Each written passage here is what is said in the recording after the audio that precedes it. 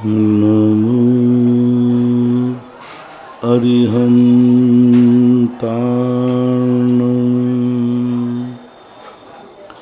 नमो सिद्धाणं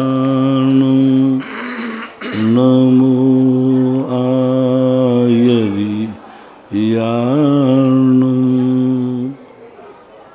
नमो वज्रायाणं नमो लोये सवशाहूर्णम्।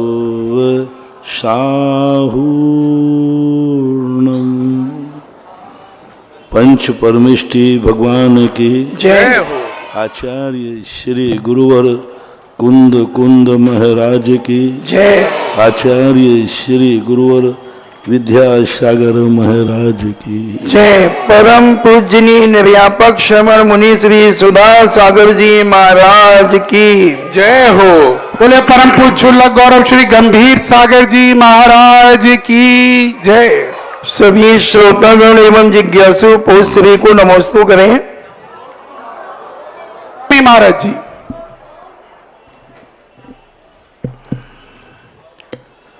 विजय जैन मुंबई से पूछते हैं, नमोस्तु महाराज जी, मुनि श्री संलेखन और समाधि मरण में क्या अंतर है? क्या ये मनुष्य की अपरिपक्व और परिपक्व अवस्था का भेद है? नहीं, कोई भेद नहीं है। समाधि एक भावनात्मक है। समाधि मरण के समय ही नहीं, ध्यान में भी समाधि में बैठा जाता है। और समाधि में क्या होता है, आकस्मिक तात्कालिक विपरीत परिस्थिति आने पर भी समाधि ली जाती है। संलेखना एक विधिवत होती है। धीरे धीरे शरीर को क्रश करना, आत्मा के परिणामों को, कषायों को क्रश करना, धीरे धीरे अन्न जल का त्याग करते हुए जो विधिवत ली जाती है वो संलेखना कहलाती। समाधि में त्याग का महत्व नहीं रहता। आकाश में कोई संकट आ गया, ध्यान में बैठ गए, मैंने समाधि ले ली। तो समाधि एक परिणामों को अपने अंतरंग में ध्यान में बैठ जाना समाधि है। संलेखना में एक विधि और क्रम होता है, ऐसा मानना चाहिए। सेठ राजीव कुमार जैन टीकमगढ़ से पूछते हैं, मेरे गुरुदेव को मेरा बारंबार नमस्तो। महाराज, संलेखना में 3-4 भाव की स्थिति बनती, समाधि में नहीं। समाधि में बहुत सारे लोग लीन हो जाते हैं, उनको केवल ज्ञान हो सकता है, श्रेणी चढ़ सकते हैं समाधि के समय। लेकिन जो 7-8 भाव की व्यवस्था है, ये समाधि वाले को नहीं, संलेखना वाले को। जैसे किसी मुनिराज को शेरनी ने खा लिया तो समाधि मानी जाएगी, संलेखना नहीं। किसी मुनिराज को उपसर्ग, आकस्मिक उपसर्ग हो गया, वो ध्यान में बैठ गए, तो ये सब समाधियां कहलाती हैं। इनमें 7-8 भाव की जो सीमित गारंटी है वो नहीं, वो संलेखना में होती है, जो विधिवत बुद्धिपूर्वक किसी उपसर्ग आदि के बिना अपने जीवन का अंत समझ करके जो नौ कर्म का त्याग होता है वह संलेखना कहलाती है। जो लोग मंदिर जी में फालतू की चर्चाएं करते हैं और धर्म पूजा पाठ आदि करने वालों को विघ्न उत्पन्न करते हैं, उन्हें कौन से कर्म का बंध हो सकता है? मंदिर में तो पहला कर्म का बंध तो ये होगा कि वे गूंगे होंगे। कर्म को कहेगा ये बहुत ज्यादा बोलता है, मंदिर में भी घुसो तो कर्म ऐसा करेगा, उसको आवाज ही नहीं देगा, न रहेगा बांस न बजेगी बांसुरी। जितने ये गूंगे होते हैं, इन्हें कभी ऐसा ही किया होगा। धर्म क्षेत्र में, मंदिर में, इधर पूजा पाठ चल रहा है, इधर प्रवचन चल रहा है, आपसे में गप्पे कर रहे हैं, तो उस समय गूंगा नाम कर्म का बंध होता है। दूसरी बात है कि जब कोई व्यक्ति किसी को अंतराय डालता है तो अंतराय कर्म का बंध होता है। तो इस प्रकार के दोष तो बनता ही है। राजीव जैन, नमस्ते महाराज जी, शरीर में आत्मबुद्धि का होना ही संसार के दुखों का मूल कारण है क्या? और आत्मबुद्धि क्या है, साथ ही भूतार्थ नय क्या है? सार शरीर के प्रति स्वार्थ बुद्धि से ही मतलब नहीं है, अन्य पर पदार्थों के प्रति भी स्वार्थ बुद्धि हो। पर का विनाश और स्वयं का विकास, ये जो नीति है ये संसार का कारण है। वो अग्रहित मिथ्यात्व के अंतर्गत लेते हैं कि जो देह जीव को एक गिने, बहरात्म तत्व मुधा है। शरीर को और आत्मा को जो एक गिनता है वह कहलाता है बहरात्मा। तो एक अग्रहित मिथ्यात्व की यह परिभाषा है, यह एक मूल स्वरूप है। बाकी आगे अन्य पदार्थों के प्रति जो कषाय आदि परिणाम है वो भी संसार का तो कारण है ही। अजय जैन मुगावली से पूछते हैं, नमस्ते महाराज जी, जब हम लोग मुसीबत में रहते हैं और भगवान की भक्ति करते हैं तब हमारी रक्षा के लिए देवी देवता क्यों नहीं आते? पहली बात तो तुम्हारी भक्ति जो है स्वार्थमय है। दूसरी बात, तुम्हारी भक्ति में कोई ज्यादा दम नहीं है, विशुद्धि भाव नहीं है। किसी स्वार्थवश हम भगवान की भक्ति करते हैं तो वो जान लेता है कि ये भक्ति नहीं है। भक्ति अंदर से होती है, फिर देवता उनकी सहायता करते हुए पाए जाते हैं। वर्तमान काल में भक्तियां वस्तुतः पूर्ण रूप से समर्पण की भक्ति नहीं है, मजबूरी की भक्ति है, किसी लोभ की भक्ति है, भय से भक्ति है, लोकलाज से भक्ति है। अब इन सब कार्यों से भक्ति करने का मतलब है कि मजदूरी तो मिलेगी, चमत्कार नहीं होंगे। आप खुद अपने आप को टटोलिए कि आपकी भक्ति में कितनी दम है, आपकी भक्ति कितनी निस्वार्थ है, आपकी भक्ति में कितना समर्पण है, आपकी भक्ति में कितना गुणानुराग है, आप कितने गुणों से प्रभावित हैं। आप उनके आदर्श गुणों से प्रभावित हैं कि आपके उन गुणों से प्रभावित हैं जिनसे आपको लाभ है। जब कोई भक्ति में आप अपना स्वयं का स्वार्थ देखते हैं इसलिए प्रभावित होते हैं, वो भक्ति नहीं कहलाती है, वो एक अपनी मजबूरी कहलाती है। तो इस प्रकार से जानना चाहिए। चलिएगा, जिज्ञासा समाधान के लाइव सेशन में आप सभी का स्वागत और अभिनंदन। आज हमारे बीच में पूज्य श्री के एक अनंत भक्त आए, जिन जो काफी 10-12 दिन 15 दिन से सन्नाटा था। आज लग रहा है कि इस महफिल में रौनक हो गई है, क्योंकि मैं जब नाम लूंगा तो कैमरे के पीछे और यहां भी सब लोग मुस्कुरा पड़ेंगे, क्योंकि सबसे युवा जो श्रोता हैं पूज्य श्री के शील चंद जी जैन अनोरा ललितपुर से हमारे बीच में। जरा जोरदार तालियों के साथ स्वागत करेंगे और माइक पहुंचाएंगे सीधे उनकी तरफ। आदरणीय श्री सुशील जी मोदी का भी बहुत बहुत स्वागत है, और शील चंद जी अनोरा।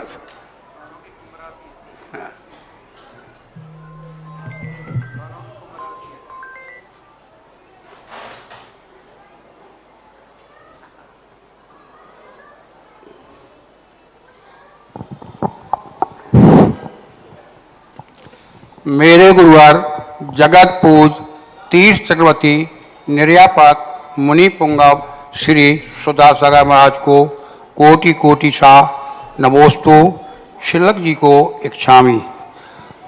गुरुवार आपने आगरा का चातुर्मास तो शाही चातुर्मास हो गया और मेरे मनोज बाबू भी मुनि भक्त हो गए, ये सर्टिफिकेट भी उनको मिल चुका। अब मेरे इनसे एक बात कहते हैं मनोज बाबू से कि जैसा आगरा की समाज ने आपको भरपूर दान दिया है, सम्मान दिया है, और मेरे गुरुवर ने एक हाथ से नहीं 2 हाथ से 3 हाथ से आगरा वालों को आशीर्वाद दिया है, तो आप भी उसकी पूर्ति उसी प्रकार से करें। आप एक बात का विशेष ध्यान रखें, मेरे गुरुवर चाहे 1000 किलोमीटर दूर हो चाहे 500 किलोमीटर दूरी पर हो, एक महीने में एक बार आपकी अगर कमेटी जाती रही तो आपको बहुत सा लाभ होगा। पहली बात तो ये होगी कि आपकी कमेटी में कभी किसी का विरोध नहीं होगा, होगा तो उसी समय समाप्त हो जाता है। दूसरी बात, जब आप जाएंगे तो पूरा लिख कर ले जाएंगे कि हमने क्या किया, आगे क्या करना है, तो इससे कमेटी वालों को भी मालूम रहेगा और मेरे गुरुवार को भी मालूम रहेगा। और तीसरी बात यह है कि इससे पैसा भी आपका बराबर आता रहेगा, कभी पैसा रुकेगा नहीं। आप ये मत समझना कि मेरे गुरुवार आगरा का नाम लेंगे, 3 काल में कभी लेने वाले नहीं हैं। जब तक इनके अन्न पानी है तब तक ये आगरा का नाम बोलेंगे, पीछे देखेंगे भी नहीं। इसलिए आपको बिल्कुल खुद ही जाना पड़ेगा और आप अपनी बात कहेंगे तभी वो आपको बात बताएंगे। हे गुरुवार, मेरी जिज्ञासा यह है कि पद मिलने पर लोगों को मद क्यों आ जाता है?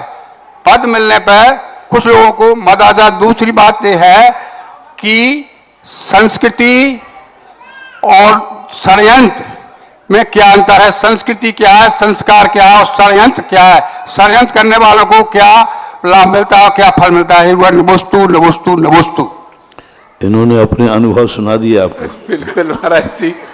और ये इनको मालूम है कि ललितपुर इतनी नाम लेते, ललितपुर कितनी महिमा थी, इतना सब कुछ हुआ। आगरा में आकर पूरे चतुर्मास में 2-4 बार आया हो तो आया हो, ललितपुर की कोई महिमा ही नहीं आई।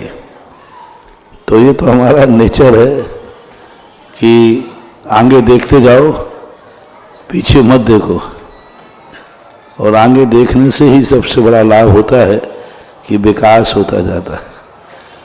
और अब तुमने बता दिया कि हम भले पीछे नहीं देखें, लेकिन ये जरूर आप देख रहे हैं 4 महीने में हर महीने ड्यूटी दे रहे हैं, हर महीने नहीं 15 दिन में। और ये भी ऐसे लिख के लाते हैं, करवा लिख करके। दूसरा, मद उससे होता है, पद से मद होता नहीं है। जो पद के लिए ही लड़ता है उसे मद होता है। जो कर्तव्य के लिए, सेवा के लिए जिसे जनता चुनती है, सम्मान के साथ चुनती है, वो स्वयं नहीं चुना जाता, उसको मद नहीं आता। आजकल के चुनाव में क्या है कि लोग पदों के लोलपी हो गए, पद चाहते हैं, पद के लिए प्रेस्टेज बनाते हैं, लेन देन करते हैं, पैसों देते हैं। चुनाव के माध्यम से जो भी अपना 2 नंबर में काम करते हैं, लेन देन करते हैं, वोटों को खरीद फरीद करते हैं, इनके ऐसे अशुभ कर्म के उदय आएंगे कि ये वोट लायक तो क्या, कुछ ही के लायक ही नहीं रहेंगे। क्योंकि सबसे बड़ा देशद्रोही, धर्मद्रोही वो कहलाता है जो वोटों की खरीद फरीद करता है, जो अपने जीतने के लिए नोटों को बरसात करता है, जो अपने के लिए जो दुनिया भर के कार्य करता है। और कई लोग तो ऐसे होते हैं, स्वयं करते हैं और दूसरे को थोप देते, वो व्यक्ति पैसा बांट रहा था और बांट साल स्वयं रहे हो। तो ऐसे जो लोग होते हैं इनको मद आ जाता है। तो इनका मद उन्हीं को नुकसान करता है, जीवन का अंत समय उनका अच्छा नहीं जाता। जो पदों के बैठकर अहंकार करते हैं उनका जीवन का अंत अच्छा नहीं होता, उनका अंत बहुत बुरी तरह होता है। क्योंकि जिंदगी भर उन्होंने पदों के लिए राग द्वेष आदि भाव किए, पदों के प्रति अपना कोई भाव नहीं रखना चाहिए। एक कर्तव्य होता है, समाज की व्यवस्थाएं होती हैं, ठीक है हो गया, मिल गया तो ठीक, नहीं मिला तो ठीक, कोई फर्क नहीं पड़ता। दुनिया सब मान बढ़ाई के लिए, कोई नहीं चाह रहा कि हम समाज की सेवा करें, मंदिरों की सेवा। मान के लिए प्रेस्टीज इशू, मैंने उसको जिता दिया, मैंने उसको हरा दिया, ये सब परिणाम काहू की धनहानि, किसी जय हार न चिंते, ये बातें हैं। बाकी सब षड्यंत्र क्या है बुझिए? षड्यंत्र यही मैंने कह दिया ना, षड्यंत्र यही तो षड्यंत्र है। षड्यंत्र जो है, हर व्यक्ति दूसरे को फंसाने के लिए षड्यंत्र रचता है। मकड़ी के समान, अभी 2 दिन पहले ही कहा था, मकड़ियां जैसे षड्यंत्र रचती हैं मच्छरों को फंसाने के लिए, अंत में वह मकड़ी उसी में जलकर मरती है, उसी में फंसती है। षड्यंत्रों में लोगों को मजा आता है, जो जिस प्रकार के अपने आप आते हैं। अंत में जब उनके कर्म का उदय आएगा, वे खुद उसी षड्यंत्र में फंस के मरेंगे, तब उनको याद आता है कि मैंने गलती की है। तो ये षड्यंत्र सब संसार में सब चलेगा, ये सब नहीं होंगे तो संसार कैसा होगा। इसलिए तो साथ भगवान ने कहा कि संसार को मत सुधारो, स्वयं सुधार करके अपना कल्याण कर लेना चाहिए। गुरुवार मनोज बाबू, मेरे गुरुवार स्वयं ही फर्स्ट बनाते हैं और स्वयं ही सेकंड कर, दूसरा कोई सेकंड नहीं कर, वो ही सेकंड कर देते हैं। इसलिए आप ये ना सोचे कि फर्स्ट, ये तो सेकंड बहुत जल्दी कर देते हैं। आगे जाके और बड़ा होगा कोई काम, इसलिए सब पीछे रह जाते। गुरुवार नवोस्तु। नहीं, तुमने कहा कि मनोज बाबू भक्त बन गए, ये तो बहुत पुराना भक्त है 1993 का है, अभी का थोड़ी होता। चलिए, बहुत बहुत धन्यवाद दाऊ, आपने जो हमारे को महत्वपूर्ण जानकारियां दी हैं। आगरा की पूरी कमेटी उस बात का ध्यान रखेगी और हम भी चाहते हैं पूज्य श्री की लिस्ट में हमारा नाम नंबर 1 पर ही रहे और उसके लिए पूरा प्रयास करते रहेंगे। और जो एक बहुत बड़ा स्वप्न पूज्य श्री ने यहां पर देखा है, दिखाया है, जीवंत किया है, और वो है कि एक इतना बड़ा अंतर्राष्ट्रीय तीर्थ जो ताजमहल को टक्कर करे, वो चीज बनकर रहेगी और बनकर रहेगी। और आइएगा, उसी श्रृंखला में बुलाना चाहेंगे श्रीमती सुमित्रा सेठी नसीराबाद, आ जाए। और उसके बाद तैयार रहें श्रीमान मुकुल जैन सूरत।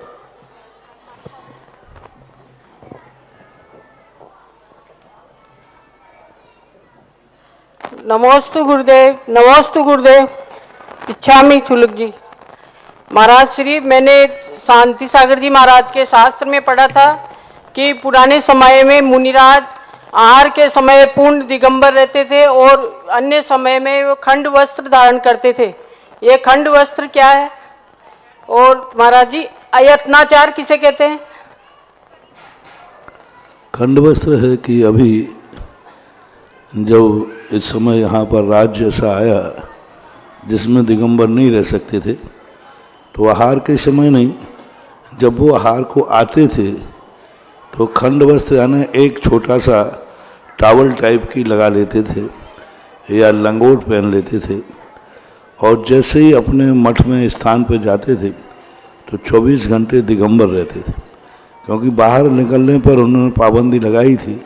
इसलिए बाहर निकलते समय वस्त्र और बाद में, ये कोई ज़्यादा नहीं, बहुत 13वीं 14वीं शताब्दी में ऐसा हुआ है। शुरुआत की बात थी तो बाहर के समय, और फिर बाद में तो धीरे धीरे उन्होंने वस्त्र को स्वीकार कर लिया, जिन्हें आज भट्टारक परंपरा बोलते हैं, भट्टारक लोग कहलाते हैं।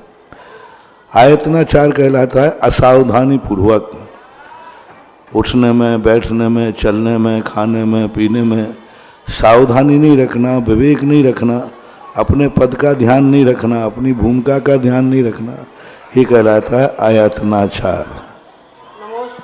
चलिए, श्रीमान मुकुल जैन जी सूरत, और इसके बाद तैयार रहें दिव्या जैन शिकोहाबाद। हेलो, नमस्तु भगवान, नमस्तु।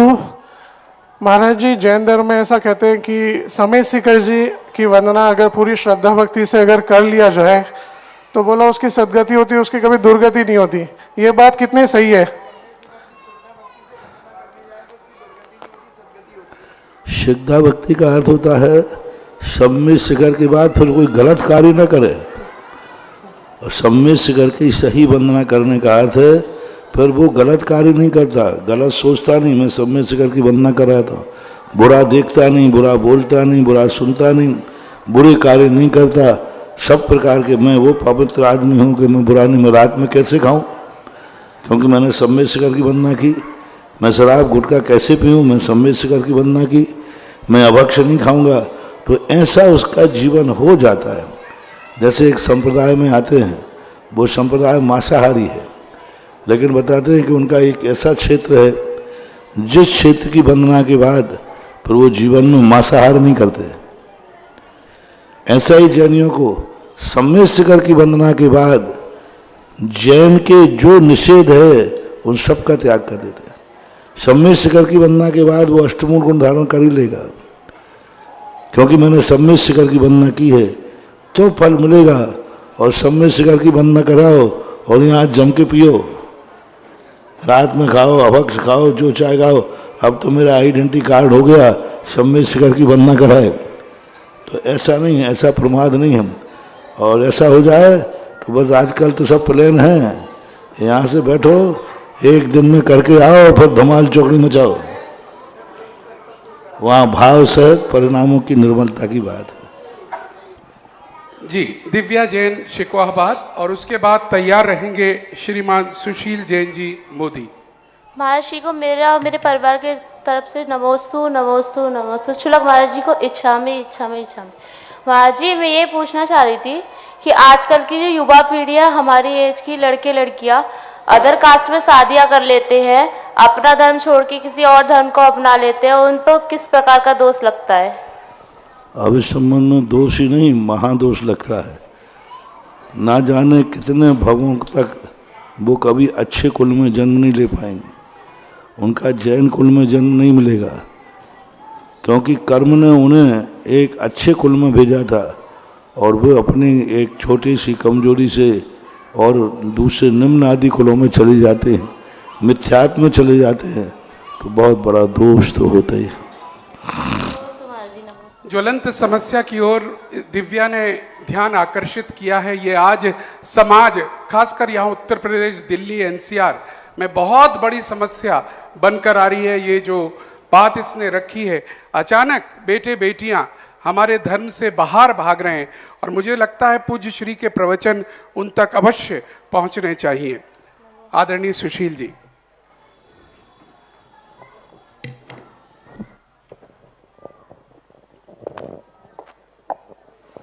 हे परम पूज्य मेरे गुरुवर, हे मेरे आराध्य, आपके श्री चरणों में बारंबार नमोस्तु भगवान, बारंबार नमोस्तु भगवान, बारंबार नमोस्तु भगवान। हे गुरुवर, आज एक पूरे भारतवर्ष में और विशेषकर उत्तरी भारत में, ऊपर कर लीजिए थोड़ा सा, विशेषकर उत्तरी भारत में ऐसा देखने को मिल रहा है कि हर व्यक्ति को कोई ना कोई बीमारी हो रही है। कोई बीपी से, कोई शुगर से, कोई हार्ट से, कोई किसी न किसी तरीके से। ये आपका विज्ञान ही कारण है। सारे दुनिया के मुल्क को जहरीला कर दिया। इतनी रेजें आ रही हैं, कितनी रेजें निकल रही हैं, कितने टीबी चल रहे हैं। आपने देखा एक्सरा उतारते समय डॉक्टर एक्सरा उतार तो सबको बाहर कर देता है उसकी, और वो भी कोट बना।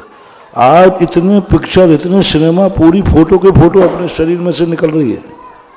अमेरिका से उसने फोटो डाला, हमारे शरीर में प्रतिदिन लाखों करोड़ों चित्र निकल रहे हैं, और पूरा जाल बिछ गया है, पूरा जाल बिछ गया, पूरा रेजों का। और रेजों का जहाँ जाल बिछेगा सब कुछ खत्म होता जा रहा है। हर चीज में प्रदूषण कर दिया। विज्ञान ने ऐसे ऐसे केमिकल बना दिए, अनाज शाकाहारी जहरीला कर दिया, सब्जियां जहरी कर ली, दूध जहरी कर दिया, दूध को जहर बना दिया। एक प्रांत का निकलवाया था, कहाँ का, 16 करोड़ लीटर दूध था और खपत थी 60 करोड़ की। 16 करोड़ दूध था पर डे का और 60 करोड़ की खपत थी। ये शेष दूध कहाँ से आ रहा है? सब केमिकल से।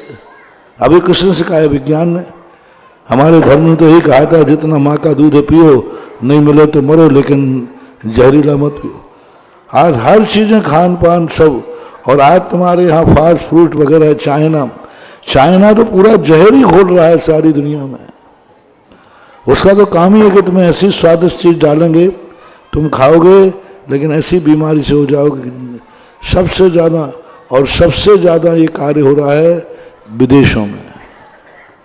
भारत में भी शुरू हो गया, विदेशों में पूरा अमेरिका की एक एक हवाएं जहर बन चुकी हैं। अमेरिका, रूस, चीन, ये सब जहरीले हो चुके हैं, जाल बिछा दिया है। तो ये सब इसके कारण है, क्योंकि आज स्वच्छ वातावरण कहीं भी नहीं रहा। जंगलों में जाओ वहाँ सुख नहीं, क्योंकि ये रेज है तो जंगलों में भी जा रही हैं, ये तो भेजे जा रहे हैं। तो ये सारा विज्ञान एक ऐसी कगार पर लाके खड़ा कर देगा कि इधर तुम बीमार बने रहो, उधर वो दवाई खाते रहो, और हर दवाई में एक ऐसा साइड इफेक्ट डाल देते हम, इससे ये बीमारी तो ठीक हो जाएगी, दूसरी बीमारी फिर चालू हो जाएगी। क्योंकि आज मेडिकल को व्यापार बना लिया। सबसे ज़्यादा फ्रॉड आज हो रहा है तो मेडिकल में, सबसे ज़्यादा नकली दवाइयाँ बन रही हैं तो मेडिकल में, सबसे ज़्यादा लूट मार हो रही है तो मेडिकल में, सबसे ज़्यादा पूरे भारत में सबसे ज़्यादा 2 स्थान जो पवित्र थे, एक तो मेडिकल, सबसे ज़्यादा बेईमानी मेडिकल में, सबसे ज़्यादा फ्रॉड, सबसे ज़्यादा लूट मार जो मची है मेडिकल में बनी। मेडिसिन और मेडिकल दोनों ही। तीसरा एजुकेशन में सबसे ज़्यादा लूट मार मची कि आज लोग टीचर लोग स्कूलों में नहीं पढ़ाते, कोचिंग में पढ़ाते, ट्यूशन में पढ़ाते। आज लोग सरकारी स्कूल में पढ़ाते ही नहीं प्राइवेट स्कूल वाले सरकारी टीचरों को खरीद लेते हैं, तुम्हें नहीं पढ़ाना है, जिससे बच्चे हमारे यहाँ ट्यूशन को आएंगे। तो ये एजुकेशन एंड मेडिसिन, ये 2 चीज़ें हमारे जीवन की बहुत आवश्यक वस्तुएं थीं, और ये दोनों वस्तुएं अब व्यापारिक बन गई, आर्थिक बन गई, और दोनों ने बहुत बड़ा व्यापार बना लिया। मेडिसिन हमारे यहाँ व्यापार नहीं था। आपका उदाहरण मालूम है सुषेण वैद्य का। सुषेण वैद्य ने लक्ष्मण की दवाई की फीस कितनी दी थी? फीस कितनी दी थी? कितनी कमाई दी? संजीवनी बूटी के बदले चाहता तो सुषेण वैद्य अयोध्या का राज्य ले सकता था। संजीवनी बूटी के बदले बेच सकता था, देखने के लिए क्या नहीं मांग सकता, सब कुछ कर सकता था, लेकिन कुछ नहीं। औषधि और ज्ञान दान आज सबसे ज्यादा भ्रष्ट हो चुके हैं, और ये सबसे ज्यादा दान थे, धर्म थे, ज्ञान दान, औषधि दान, और इस कारण से ये सारी बीमारियां बढ़ रही हैं। हर दवाई मेडिकल में साथ कुछ ऐसी दवाई डालो, शुगर वैसे नहीं बढ़ रही है, शुगर ये दवाइयों में, ऐसी दवाइयों में डाल देते हैं जिसके माध्यम से बीमारी दूर हो जाएगी, आपकी पेन क्रिया कमजोर हो जाएगी, इंसुलिन बनाना बंद कर देगी, आप शुगर खाना दवाई लेना शुरू करोगे। ये सब षड्यंत्र हैं, सब विज्ञान की देन है। तुम्हें लग रहा है कि विज्ञान अच्छी खोज कर रहा है, नहीं, विज्ञान बुरी खोज कर रहा है। शस्त्र बेचना है तो 2 लोगों को लड़ा दो, शस्त्र अपने आप बिकते रहेंगे, ये नीति। परंतु गुरुवर, ऐसी क्या धर्म की प्रभावना बन सकती है कि समस्त देश में या उत्तरी भारत में बीमारियों के विषय में कुछ धर्म प्रभावना ऐसी बन जावे कि बीमारियों की कमी हो जाए? धर्म एक पेड़ के समान है, जो तुम्हारे शरीर में बनी हुई जो विकृतियां है उसको नष्ट करके ऑक्सीजन दे सकता है, लेकिन धर्म को तुम सांस लेने के लिए मजबूर कर दो, पेड़ को ही श्वास नहीं मिल पा रही है, वो तुम्हें क्या ऑक्सीजन देगा? धर्म का लोग कोई स्थान ही नहीं है, धर्म को कुछ सुनना नहीं चाहते, धर्म की बात मानना नहीं चाहते, धर्म को निरपेक्ष करते जा रहे हैं हम। तो ऐसी कोई शक्ति नहीं है, ऐसे लोगों के लिए कोई मंत्र नहीं है कि हम मंत्र फेरें और सब कुछ हो जाए। ये तो चौथे काल में जहाँ देवता थे उन्हीं ने नहीं किया, तो हम क्या कर सकते? नमोस्तु भगवान, नमोस्तु भगवान, नमोस्तु भगवान। बहुत बहुत धन्यवाद। और चलिएगा, आशा भड़जात्या किशनगढ़ अपना प्रश्न पूछेंगी, और इसके बाद तैयार रहिएगा सुनील जैन अशोकनगर। मेरे आराध्य, मेरे भगवान के चरणों में बारंबार नमोस्तु नमोस्तु नमोस्तु। गंभीर सागर जी महाराज के चरणों में बारंबार इच्छा में। गुरुवर, आपका आशीर्वाद मुझे वसीयत में मिल चुका है, मेरा आगामी जीवन कैसा होगा? आगामी जीवन हम उसी के ऊपर प्रोत्साहन दे रहे हैं। जिसका वर्तमान अच्छा है उसे भविष्य की पूछने की जरूरत नहीं है, क्योंकि वर्तमान बीज है, भविष्य फल है। जब बीज अच्छा है, समय पर बोया हुआ है, तो फल के संबंध में किसान के समान परिणाम रखना चाहिए कि फल अच्छा है। कर्म किए जा, फल की इच्छा मत कर रहे इंसान, यही उपदेश है। नमोस्तु गुरुवर। चलिएगा। और अशोकनगर से श्रीमान सुनील जैन जी, और इन्हीं के साथ एक यहाँ घोषणा भी, यह हालांकि मैं दे चुका हूँ लेकिन संभवतः उन्होंने सुना नहीं है, मैं दोबारा बोल देता हूँ। मुंगावली से doctor Mahesh Baraiya, doctor Nilesh, doctor Parul Indore, Pushpa ji, doctor Nishil, Ruchil, Gautam, Shashwat, समस्त डॉक्टर महेश बरैया परिवार मुंगावली के द्वारा परसों हमने इनका भक्ति कलश स्थापित करा दिया था 1,11,000 रुपए का। आपने सूचना भिजवाई है, ना स्थापित कराया हो तो करा दें, निश्चिंत रहिएगा, समय सीमा के अंदर हमने आपका भक्ति कलश स्थापित करा दिया था। आपका प्रश्न।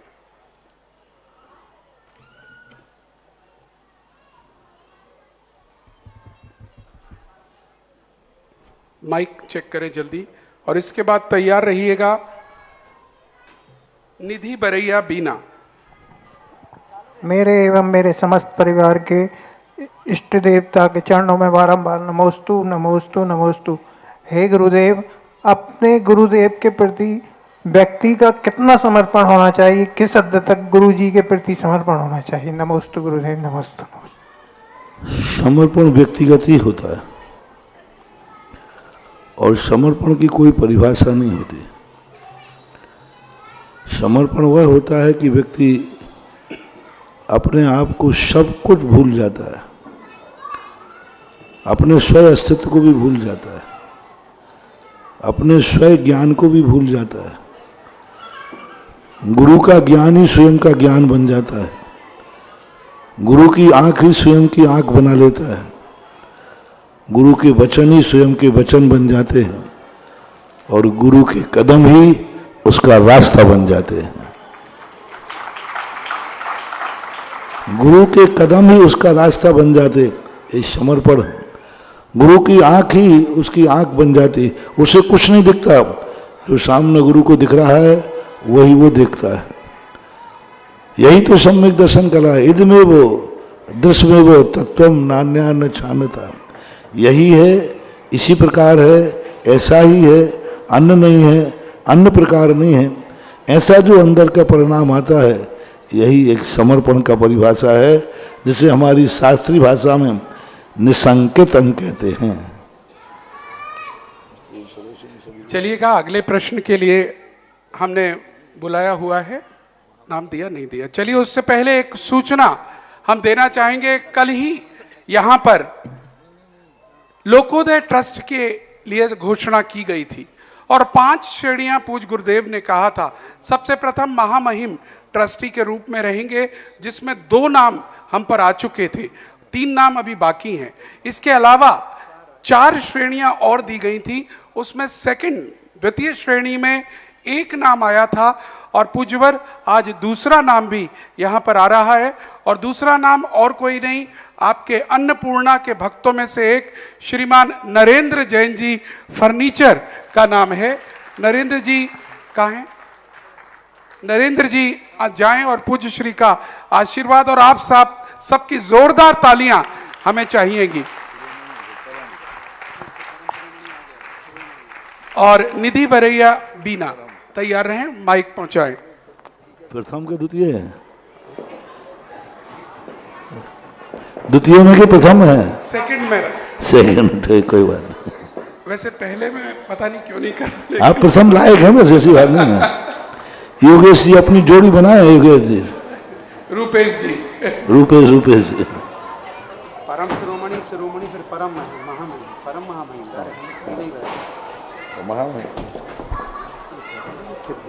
हाँ जो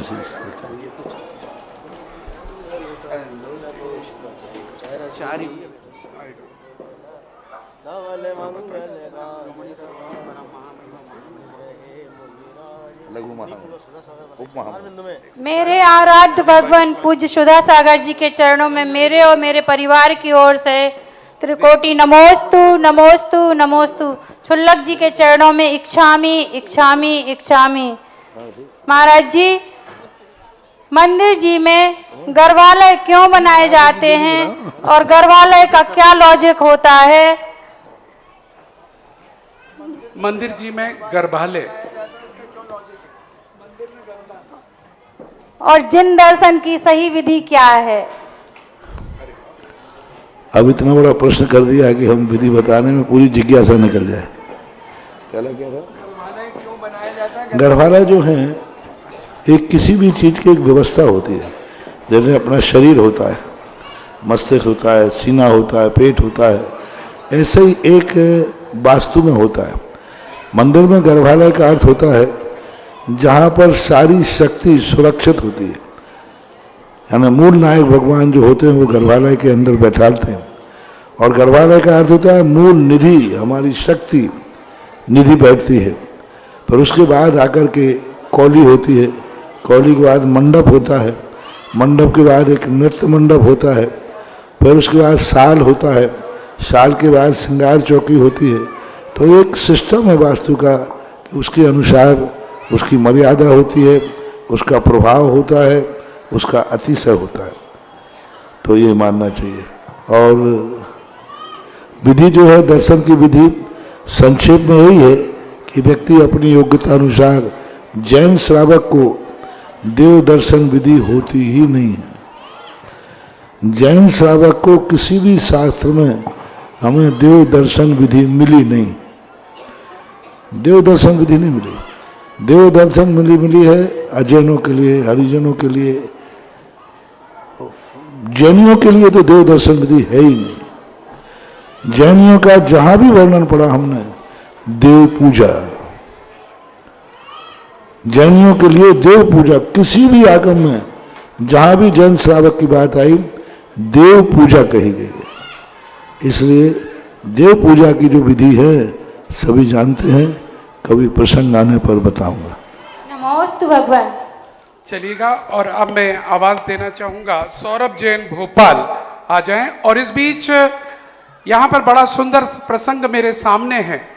बाल ब्रह्मचारी प्रदीप भैया जो प्रतिष्ठाचार्य हैं के पिता श्री केवल चंद जी जैन भैंसर वाले सपरिवार के साथ यहाँ पर पधारे हुए हैं। उनको आमंत्रित करना चाहेंगे मंच पर। और ये भी ज्ञात कराना चाहेंगे 1992 में महाराज श्री के सानिध्य में अशोकनगर समाज के अध्यक्ष भी रहे हैं और उसी समय तीर्थंकर के माता पिता बनने का सौभाग्य भी उन्हें मिला था। जोरदार तालियों के साथ स्वागत करना चाहेंगे आदरणीय श्री केवल चंद जी जैन साहब का भैंसर वालों का। आइएगा मंच पर। और हमारे स्वागत अध्यक्ष श्रीमान पीएल बेलाड़ा, अनिल शास्त्री जी दोनों ट्रस्टी आए और यहाँ पर आकर स्वागत करें। रूपेश जी आए जी, आप अपना प्रश्न और उसके बाद प्रदीप भैया को माइक दूंगा। महाराज जी के चरणों में बारंबार नमस्तु, छुल्लक जी के चरणों में बारंबार इच्छामि।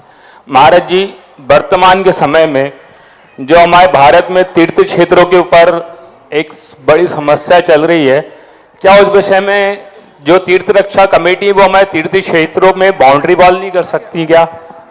और भोपाल से 200 युवा ऐसे हैं जो तीर्थ रक्षा हेतु आपके लिए समर्पित हैं, आप जब भी उन्हें बुलाएंगे वो चले आएंगे।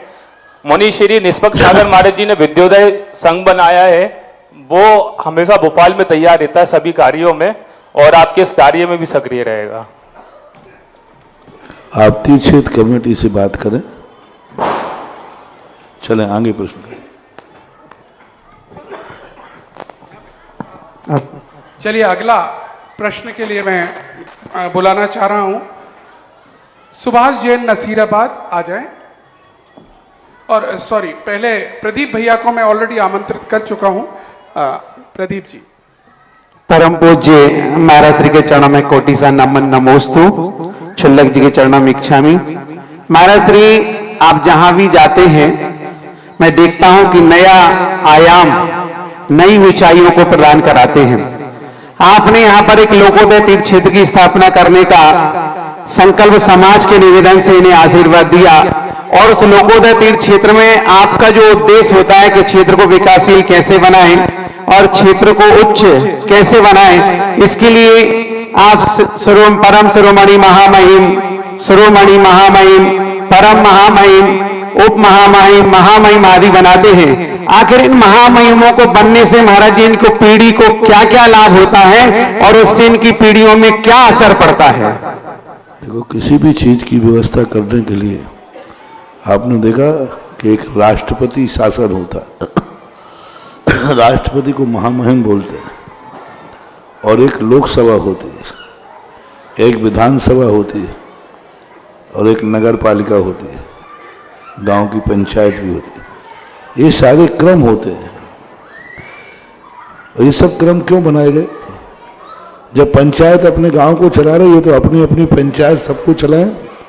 नहीं, पंचायत के बाद तहसीली होती है, नगर पालिका होती है। नगर पालिका चला रही, विधानसभा की जरूरत क्या है? क्योंकि हर स्थान की, और विधानसभा से हर राज्य चल रहा है, तो लोकसभा की सब लोग, विधानसभा चल रही है अपने अपने आप में, लोकसभा चलती है। अब जब लोकसभा देश चला रही है तो राष्ट्रपति की क्या जरूरत है? ये सब व्यवस्थाएं हैं। तो ये महामहिम जो बन रहा है, ये राष्ट्रपति शासन के लिए बन रहा है। ये सर्वोपरि होंगे, लोकसभा से भी बड़े होंगे, लोकसभा से भी बड़े होंगे। ये सब अपने आप में राष्ट्रपति के समान, राज्यपाल के समान अपने अधिकार, अपने कर्तव्य रखेंगे। इनको बहुत सारे अधिकार मिलेंगे। फिर उसके बाद दूसरी कमेटी बनती है लोकसभा की। तो यहाँ भी मैं समझ रहा हूँ, क्योंकि बहुत बड़ा शहर है, यहाँ पर इस क्षेत्र को चलाने के लिए महामहिम भी चाहिए, लोकसभा भी चाहिए, विधानसभा भी चाहिए, और नगर पालिका भी चाहिए। जी जी। तो अब हाँ, ये सारी पालिकाएं यहाँ होंगी। एक नगर पालिका अलग बनेगी, फिर एक विधानसभा बनेगी, फिर लोकसभा बनेगी। ये सर्वोपरि सभा है राष्ट्रपति सभा। जी, जय हो। तो बंधुओं, ये मौका मिला है हम सभी को, ऐसा लोकोदय क्षेत्र, इन महामहिमों को कार्यकारिणी के भंग करने तक का अधिकार रहेगा।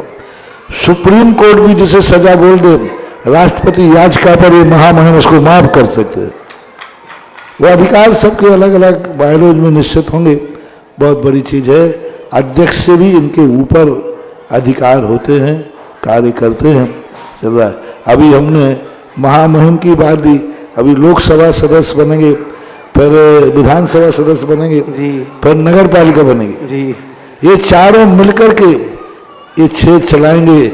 इससे अंदाज लगाओ क्षेत्र कितना बड़ा होगा। जय हो, जय हो, जय हो। इसी से अंदाज लगा सकते हो कि जब इतने बड़े बड़े ट्रस्टी रूम बन रहे, तो क्षेत्र की आकृति जो कल्पना है वो कितनी बड़ी होगी, क्या होगी। सब लोग अपने अपने पूरी तैयारी करके रखो। कोई भी अपनी शक्ति को छुपाना नहीं। आगरा में जो कुछ भी बनेगा वो विश्व स्तरीय ही बनेगा। जय हो।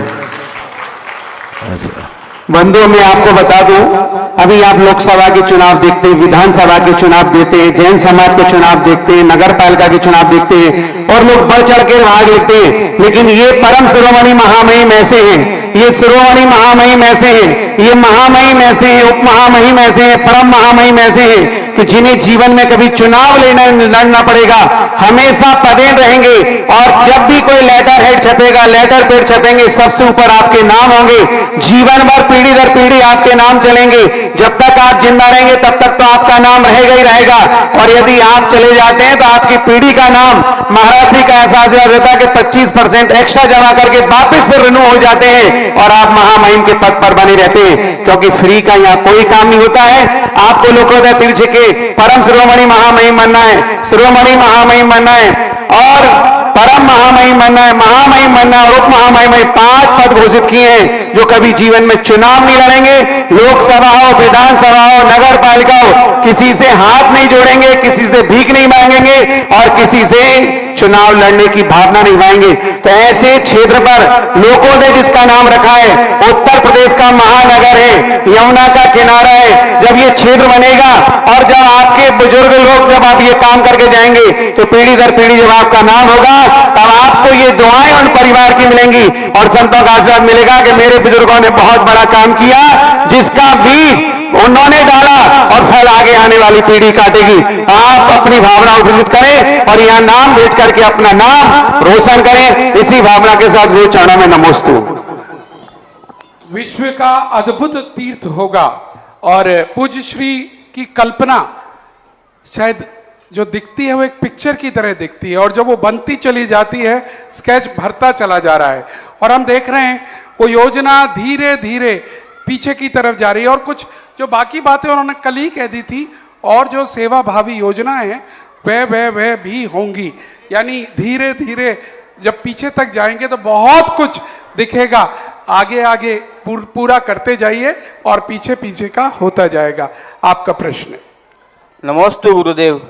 शांतिधारा की ये पंक्तियां, हे तीर्थ फा निज यशो धवली करतासा सिद्धोस्त चाश भव दुख महागदानाम सद्भव्य है जनित पंक प्रबंध कल्पा यूयम जिना सतत शांति करा भवंतु। महाराज जी, मैं एक आभार प्रकट करने के लिए बता रहा हूँ। महाराज जी, मैं एक परचेजिंग के लिए 1 महीने पहले दिल्ली गया था, तो मेरी धर्मपत्नी ने एक पुड़िया में अक्षर डालकर, ये भावना भाई की दिल्ली में तुम नित्य अभिषेक और पूजन नहीं कर पाओगे, तो एक पुड़िया डाल दी। तो लेकिन मैंने वो पुड़िया सामान के अंदर ही, लगेज के अंदर ही पे कर दी, और दूधू के अंदर वो सेल टैक्स अफसर का आया और पूरी गाड़ी और सबका सामान लगेज जब्त हो गया। लेकिन मैंने 2 चावल उसमें से निकाल कर अपनी ऊपर की जेब में डाल दिए। तो महाराज जी, वो उस सेल टैक्स कर्मचारी ने पहले माल चेका और बिल देखा तो देखा ही नहीं और कहा ठीक है। फिर अफसर ने देखा तो फिर उसने भी कहा ठीक है, आप जा सकते हो।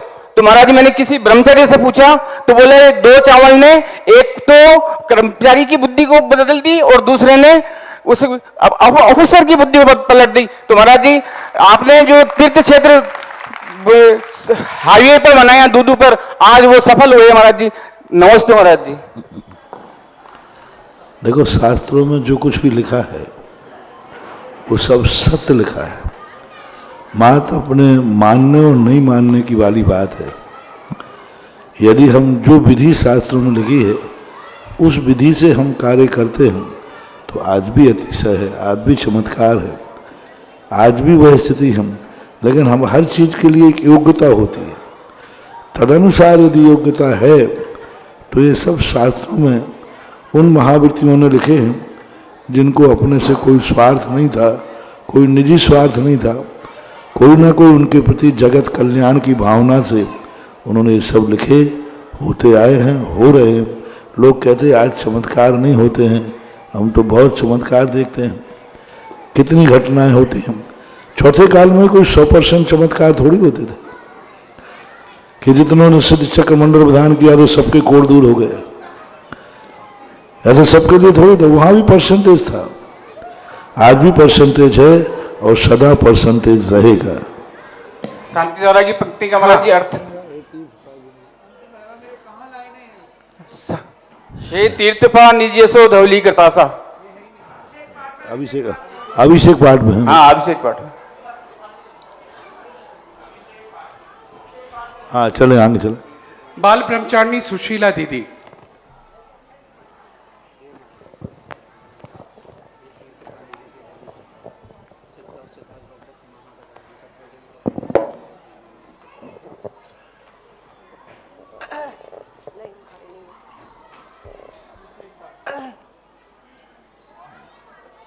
सहजता और सरलता की प्रतिमूर्ति दर्यापक श्रवण श्री सुधा सागर जी के चरणों में शत शत बंदन।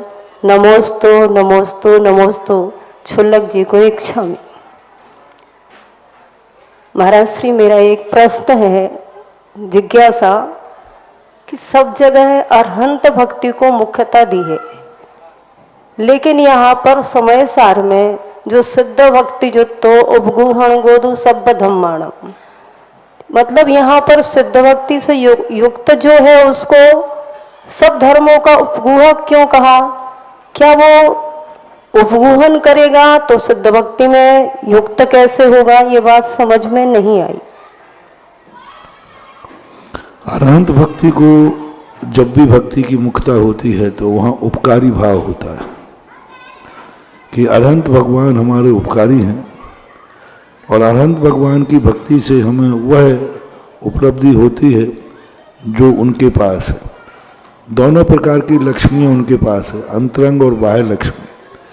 तो गृहस्थों के लिए मंदिरों में अरहंत भगवान की विशेषता है, अरहंत भगवान की पूजा है, अरहंत भगवान की भक्ति है। और अरहंत भगवान की जब भक्ति व्यक्ति करता है तो वह पुण्य का बंद करता है, और पुण्य के बंद करने से आत्मा मलिन होती है, लेकिन चूंकि पाप का रास्ते से बच जाता है वहां पर। इसलिए अरहंत भक्ति गृहस्थों को मुख्यता से कही, साधुओं के लिए सिद्ध भक्ति की मुख्यता है। हर कार्य में सिद्ध है, गृहस्थ को किसी कार्य में सिद्ध भक्ति नहीं बताई, पूरे कार्यों में अरहंत भक्ति बताई, क्योंकि वो उपासना के कारण थे। और हमें मुनियों के लिए सिद्ध भक्ति बताई। और समय सार चूंकि एक आध्यात्मिक ग्रंथ है, सिद्ध भक्ति जुत्तो, सिद्ध भक्ति का इसलिए बताया जिनमें कोई दोष नजर नहीं आता। तुम सारे समाज को सिद्ध भक्ति के सिद्ध स्वरूप के समान देखो, उन्हें तो दोष दिखेगा ही नहीं। रूपातीत के रूप में देखो, यानी शरीर भी नहीं, अरहंत भगवान में बहुत दोष दिखते हैं। अरहंत भगवान के अंतरंग दोष तो निकल गए, बहिरंग दोष हैं। अभी बादल नाम कर्म का उदय है, औदयिक नाम कर्म का उदय है।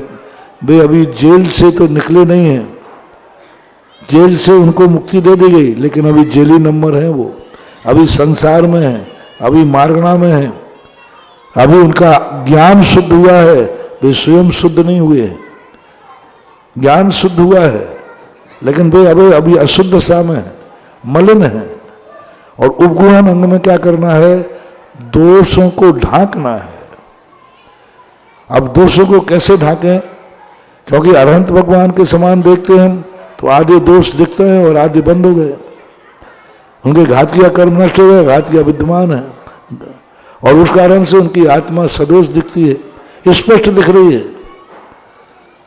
तो यहां निश्चय नहीं की अपेक्षा आप भगवान कोई संसार को सिद्ध भक्ति के समान देखो, सिद्ध स्वरूप के समान देखो, जिनमें कहीं से कोई दोष नहीं है, शरीर से भी नहीं है, कर्म से भी नहीं, नो कर्म से भी नहीं, भाव कर्म से नहीं, तीनों मलों से रहित जो सिद्ध स्वरूप है, उस दृष्टि से यदि तुम दुनिया को देखोगे तो तुम्हें दोष दिखेगा ही नहीं, सारे दोष उपगुहित हो जाएंगे। निश्चय में सब दोष उपगुहित हो जाते हैं। सिद्ध भगवान का स्वरूप का चिंतन करो, सभ्य शुद्धाऊ सिद्ध नया। जैसा सिद्धों का स्वरूप है वैसे ही सारे जगत का स्वरूप है। ऐसी दृष्टि बनाने कही तो फिर दोष हमें दिखते ही नहीं, क्योंकि दोष वहां हैं। संसारी व्यक्ति को देखना है, सिद्धों को नहीं। सिद्ध भक्ति जुत्तो, सिद्ध भगवान के स्वरूप को ध्यान में रखो, सिद्ध भगवान के प्रति अनुराग रखो, और सिद्ध भगवान के प्रति अनुराग रख करके सारे संसार को दृष्टि बनाओगे तो दोष वहां सब गुण हो जाएंगे, सभी जीव सिद्ध स्वरूपी दिखेंगे। ये भावना को पूज्यवर कुंद कुंद भगवान ने प्रकट करने का भाव किया है। क्योंकि अरहंत भक्ति तो सदोष है, अरहंतों में तो दोष दिखते हैं, आचार्य उपाध्याय में दोष दिखते हैं। मात्र एक सिद्ध भगवान है जिनमें कोई दोष नहीं है, इस अपेक्षा से उन्होंने ये कार्य किया है। उपगुहन गोदु सब धम्माणम, सब धर्मों का उपगुहन कैसे करता है जबकि वो तो सिद्ध भक्ति में लीन है। सब धर्मों का अर्थ होता है जितने भी पदार्थ हैं, जितने द्रव्य हैं, उनके शुद्ध स्वरूप को देखो, पर्याय दृष्टि मत रखें। पर्याय से ऊपर उठकर उत्पाद व्यय ध्रुव भी मत देखो, उत्पाद भी मत देखो, व्यय भी मत देखो, ध्रुव भी मत देखो। और वह उनका देखो जिस प्रकार से जितने भी धर्म हैं, धर्म का अर्थ पुण्य रूप धर्म है, पाप रूप धर्म है, विभाव रूप धर्म है, स्वभाव रूप धर्म है, कितने धर्म हैं वस्तु के, उन सारे धर्मों के प्रति सिद्ध स्वरूप देखने का प्रयास करें, यही उसका अर्थ। नमोस्तु। चलिएगा, विकास जैन कन्नौज। और मित्रों, आज का दिन अद्भुत था। आज हम प्रातः काल से देख रहे हैं हजारों भक्त पूरे भारत से उमड़ रहे हैं तीर्थ के दर्शन करने के लिए। और आज जब अलग अलग भक्तों से मुलाकात हो रही थी, सबसे आनंद आया जब प्रातःकाल स्थानकवासी जैन समाज दिल्ली के प्रमुख पदाधिकारी हमसे आकर मिले और उन्होंने बताया कि स्थानकवासी श्वेतांबर समाज के सैकड़ों लोग इस जिज्ञासा समाधान और पूज्य गुरुदेव के प्रवचनों को नित्य बड़ी रोचकता के साथ सुनते हैं। बड़ा आनंद आया इस बात को सुनकर।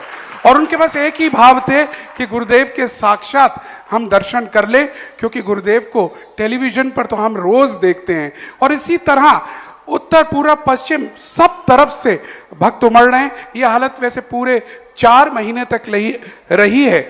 ऐसा कोई दिन नहीं गया जिस दिन हजारों भक्त यहाँ नहीं आए हों और पूरे भारत से ना आए हों। आज शीलचंद जी साहब यहाँ पर हैं, उनके सामने बताना चाहूंगा, आज हम कह सकते हैं कि ताजमहल फीका पड़ गया पूज्य गुरुदेव सुधा सागर जी के सामने। चलिए आपका प्रश्न। गुरुवर के चरणों में बारंबार नमस्तु, चुल्लक जी के चरणों में इच्छामी। गुरुवर, मेरी जिज्ञासा ये है कि हम लोग जैसे व्यापार आदि करते हैं, तो आजकल जो ऐसा कौन सा व्यापार हम लोग करें कि जिसमें हिंसा कम से कम हो? प्रायः सभी व्यापारों में, जैसा कि आपने पहले बताया था कि हिंसा होती है, तो हिंसा से कैसे बचा जाए? ऐसा कौन सा व्यापार उत्तम है जिससे हिंसा कम से कम हो? अपनी भूमिका के अनुसार 80 मसी कृषि वाणिज्य शिल्प, ये जो कर्म दिए थे, इन सब कर्मों में द्रव्य हिंसा को मुख्यता नहीं, भाव हिंसा की मुख्यता है। सबसे बढ़िया काम आचार्य भगवानों ने, ऋषभदेव ने, एक तो राजा बनो, क्षत्रिय बनो, सैनिक बनो, ये पहला कार्य है। 80 का उपदेश दिया, 80 का उपदेश दिया, क्षत्रिय बनो, देश की रक्षा, धर्मात्मा की रक्षा, धर्म की रक्षा, रक्षा करने का भाव जिन जिन कार्यों में होता हो, जीवों की रक्षा, प्राणियों की रक्षा, पशुओं की रक्षा, जब जब किसी भी चीज की रक्षा करने का भाव आता है, वह पहला उपदेश, पहला क्षत्रिय कहलाता है। हम लोग क्षत्रिय क्यों कहलाते हैं? क्योंकि 24 घंटे जीवों की रक्षा करने का भाव करते हैं। दूसरा, उन्होंने कृषि कहा था कि कृषि करो, उसमें जो हिंसा है वो हिंसा जो आरंभी हिंसा है, उद्योगी हिंसा है, वह ऋषभदेव ने कहा कृषि सबसे ज्यादा अपने परिणामों को निर्मल रखती है। तीसरे नंबर पर उन्होंने वाणिज्य कहा, वाणिज्य में आप वो कार्य करें जिन कार्यों को स्पष्ट रूप से देखा जाता है, जो काम होते हैं आप लोग ज़्यादा जानते हैं किसमें हिंसा कम है, किसमें कम है, किसमें ज़्यादा है, किसमें कम है, आप लोग देखते रहते हो। और जिन कार्यों में कम से कम हिंसा हो उन कार्यों को आप लेके करना चाहिए, जैसे ज्वेलरी है आदि है, इन कार्यों में हिंसा का रूप कम बनता है, तो ऐसा मानना है। नमोस्तु महाराज, नमोस्तु। साधना जैन, भोपाल।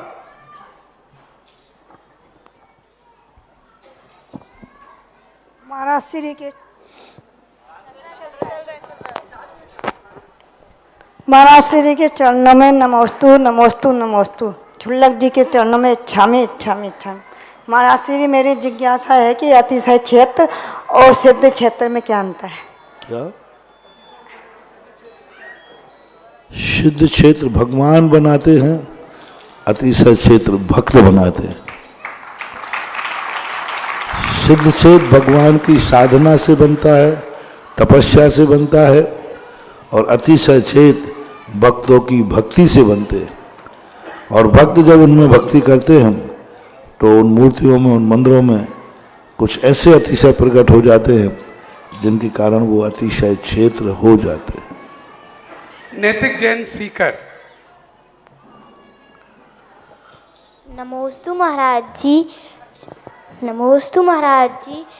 इच्छामी छुल्लक जी, मेरा प्रश्न ये है कि मैं आचार्य विद्यासागर जी महाराज जैसा बनना चाहता हूँ, तो मैं इसलिए क्या करूँ? उनके लिए बनने के लिए अभी से अपना आचार विचार अच्छे करो, खेलो कूदो कम, पढ़ाई ज़्यादा करो, पाठशाला जाओ, अपने धार्मिक क्रियाओं को करते रहो, और साधु संत आए तो उनकी संगति में रहो, धीरे धीरे वह मार्ग मिल जाएगा। पढ़ाई भी पीछे नहीं हटना, पढ़ाई पहले, जो भी लौकिक पढ़ाई तुम पढ़ रहे हो उसमें अच्छे नंबर लाओ, बहुत अच्छी पढ़ाई करो, साथ में पाठशाला भी पढ़ो, तो दोनों काम। अभी एक बहुत बड़ा 12 वर्षीय कोर्स ने तो गजब कर दिया। एक 7 साल के बच्चे ने 62 वर्षीय कोर्स में एडमिशन लिया। 8 साल के बाद मैंने कहा भाई कितने थे, बोले 7 साल का हम, और मैं अभी से, उन्होंने कहा कि मैंने हिसाब लगा लिया। मैंने कहा इतने जल्दी क्यों लिया बाद में, तो बोले अभी से पढ़ूंगा तो 12 साल का पूरा करूंगा, तो 7 और 12 19, जब तक मैं वयस्क होऊंगा तब तक मैं पूरा ज्ञान करके प्राप्त करूंगा। उसके बाद बोले फिर पता नहीं क्या करूंगा, कैसा जाएगा, गृहस्थी जाएगी, महाराज बनूंगा, क्या बनूंगा। वो इतना बढ़िया उसने जवाब दिया कि उसके बाद का क्या भरोसा महाराज, अभी तो 12 साल का हम अभी से पढ़ेंगे तो 19-20 साल तक हमारी पूरी पढ़ाई धर्म की हो जाएगी। 7 साल का व्यक्ति बच्चे ने 12 वर्षीय कोर्स का एडमिशन लिया। बहुत राकेश जैन, यमुना विहार, दिल्ली।